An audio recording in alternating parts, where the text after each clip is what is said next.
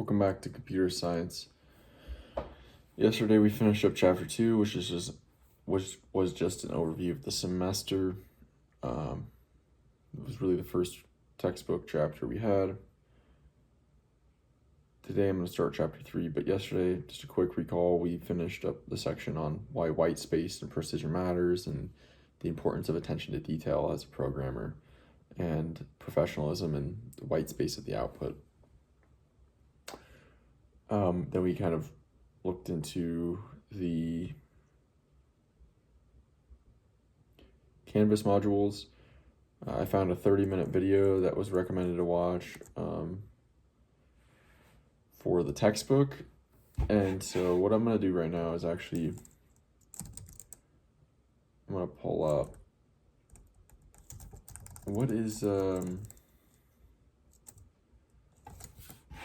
I'm going to pull up what is Apple Documents app called? WordPress or something?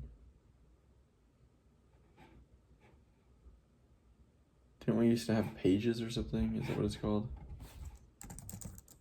Yeah. So I'm going to pull out Pages. I'm going to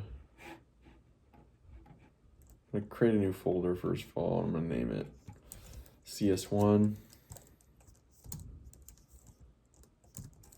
and then within that I have this summary of student objectives or learning outcomes, throw that in there, and then what I'm going to do is I'm going to say if time allows / optional. These are things I found that I don't think I should do right now because I still have mandatory things that are due. However, if time allows within my budgeting of time, then I'll come back to them, and that's going to be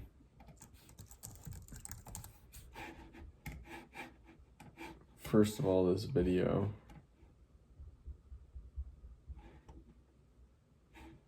In Canvas, where are you?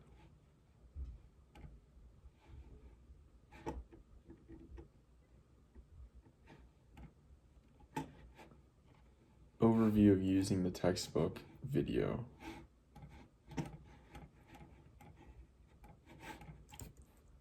Overview of using the textbook video, 30 minutes. And that is in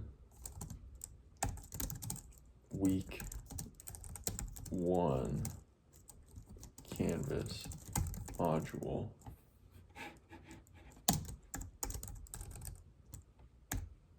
Using the textbook. All right, and there was another thing I found, and that's in the textbook. I think it was in not language history. I think it was in computer tour. Yeah, explore further. 4 links for videos and documents. Actually, I already watched one of them, so 3.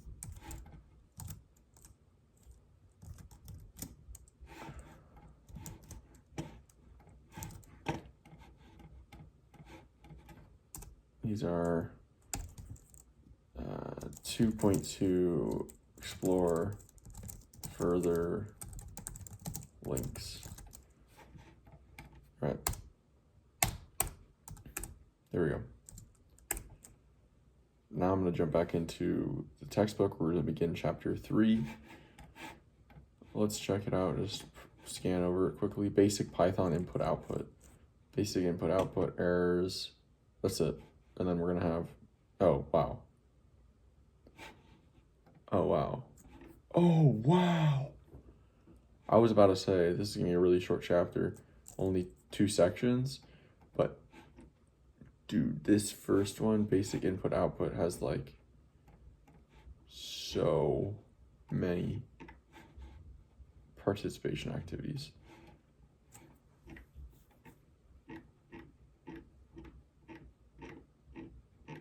All right, well, I don't see that much reading, so.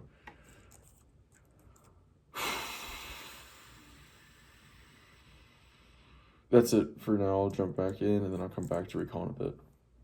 Alright guys, from my understanding, basic output, we're basically just talking about print and printing different things you can do with the print command.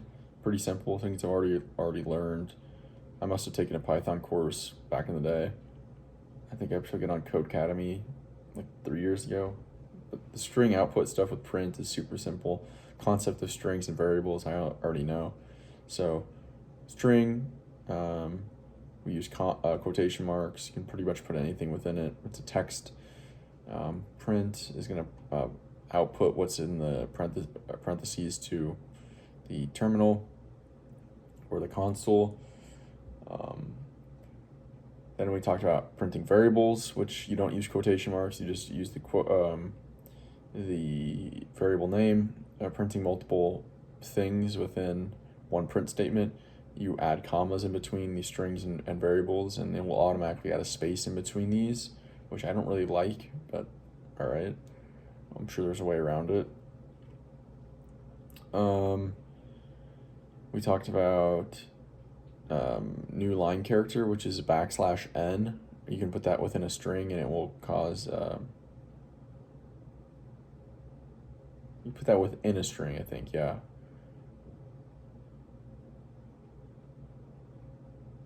I think so. These are within strings. These are escape characters. So \n will create a new line. \t will tab, and \/ is how you actually print an actual backslash in the string. Talked about white space again. It's basically any space, tab, or new line. I think that's basically everything.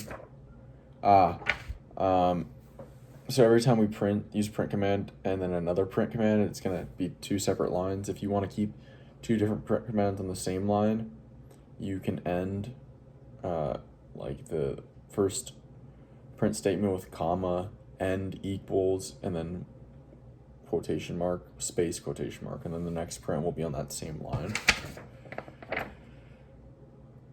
All right, that's everything. We're about, as far as participation activities go, we're about halfway through chapter 2 or 3 already, so not as big as it looked. There's a lot of participation activities, not too much reading, and I already understand a lot of the stuff. I already knew a lot of the stuff, so that's it for now. I will talk to you later. See ya. What's up? I'm back for CS. What did we learn earlier? We were learning basic input and outputs. We were doing print. We were talking about strings, variables, new lines, tab, \. There was some term for those with the backslash things. Execution, I don't remember what those were called. Yeah, all this output stuff, print. A lot of practice problems. Let's see what that term was. Escape sequences. Okay, and how to add, if you don't want the next print to be on the next line, you can add end equals and then have a space, or you can really have anything you want. We add commas between the variables and strings in Python. It automatically adds a space. That's it for right now. Well, that's a good enough recall for right now. We're gonna jump back into reading more from the textbook, so I'll be back after I've learned some new stuff. All right, guys, after I just read about inputs this time. We covered a lot of the outputs earlier today. Inputs, this is essentially input, parentheses, this is a function that can take in user input from the console, something you type and then press enter. Okay, interesting, cool. You can assign that to a variable.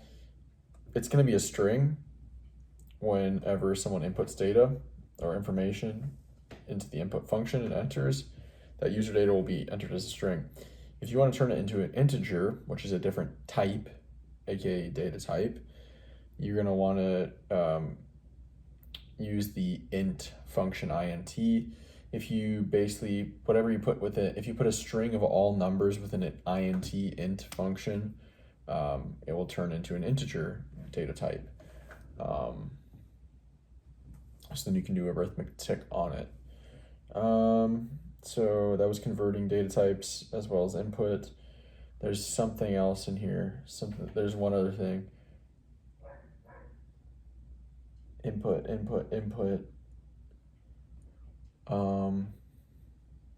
Right. If you type the program, you use the input, function. If you can pretty much put a prompt in the parentheses, so you can say enter blah blah blah semicolon, and that's within the input function. Well, then in the terminal, you're gonna see enter blah blah blah semicolon, and then the user types whatever the thing is, and then pushes enter. Okay. Let's just, I don't know. I think you probably have to use quotation marks, like if you want. Yeah, I think it's got to be a string, unless you're going to call a variable. I think. Yeah. Okay. Anything else? Nope, that's it. I went into Canvas, caught up on messages, finished up week 1 modules, so we're ready for week 2 to unlock. Yeah, it says 70% the way through lecture 3 and 46% of the way through the challenge activities for lecture 3. So great pace. That's it for today. Talk to you tomorrow. See ya.